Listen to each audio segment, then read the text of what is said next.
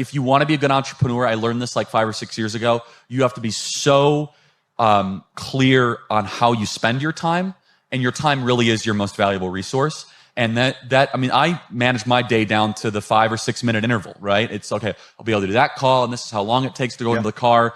And that, especially when you are in growth mode, which you and I are constantly in growth mode, Always we know nothing but growth. And that's the other thing as an entrepreneur that I had to learn the hard way. Know your nature. Know what you're really good at. So I always ask my team, I say, does this meeting require patience? And the answer is yes. I'm like, I'm probably not a good person for that meeting, actually.